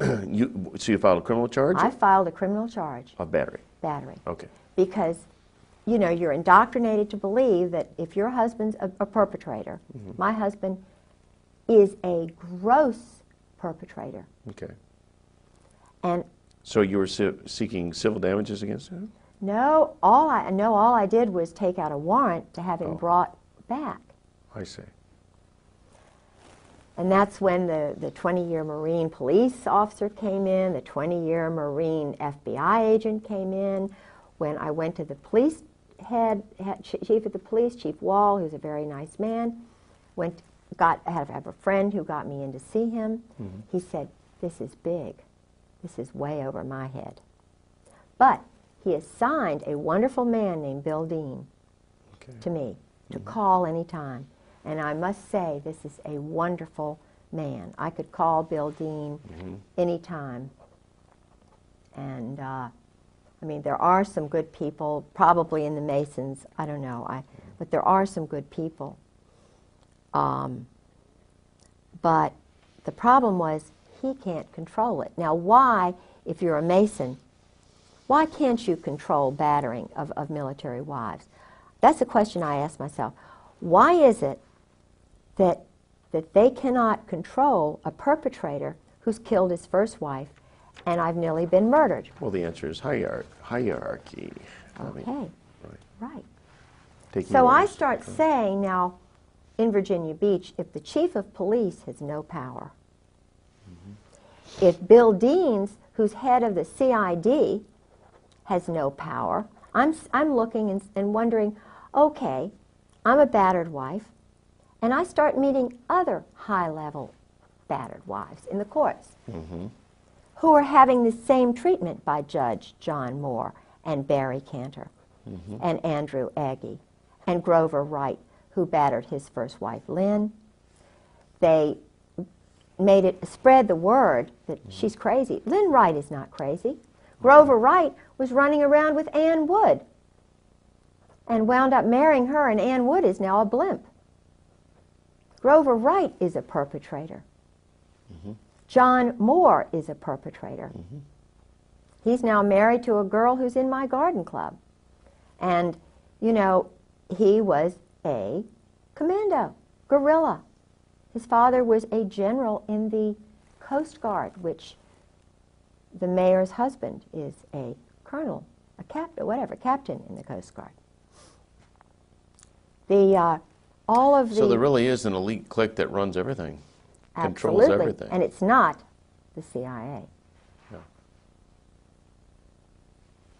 Is there a name we can give this group? Well, George calls it, in his diary, he calls it members of the firm. He called it brotherhood. He mentioned the old guard, Army. It's Army. And it's White House. Did George ever talk about?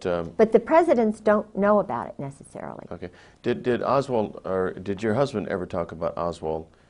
Yeah. In terms of knowing anything about his handlers or how that was all Yeah, unfolding? the way George talked about Oswald was the way when you communicate with an alcoholic like that when he's drinking, and he's been totally battered, mind controlled, but is fed lots of money, being poor and so forth. A woman, 55% of what people say is verbal, and then you learn to read the nonverbal. George was diarrhea of the mouth, verbal. But when I mentioned, it's like when I mentioned the word General Jim Joy, I knew it was General Jim Joy who had authorized the terrorism of my life. I know it is General Jim Joy, General Carl Steiner, General Hartzog, General Abram, General Gaiman, and Sheehan. I know. And Krulak. These men are the ones who are perpetrators. They bugged my phone, downloaded my caller ID. They have authorized and given money to people like Tedson, well, not Tedson Myers, but certainly Alexander Robinson, Ern Reynolds, 4th Marine, JAG, worked for the Justice Department. The Justice Department is involved. There are rogues in the Justice Department who think they are handling people by using cruelty, tricks, psychological games. This is not the way you handle a nation. Women know this. Right, but mothers know this. Like you mentioned New Orleans as Yes. kind of a center of mob and mind control, mind control. illegal criminal activity. Did your husband ever mention any of the people there in? Yes, he did. In fact, he went down there. Okay. He went down there with General Gray, with Michael O'Boyle. During the time of '63? Oh, he was always going down there. And Michael O'Boyle was going down there. Well, your husband was a young man at that time, maybe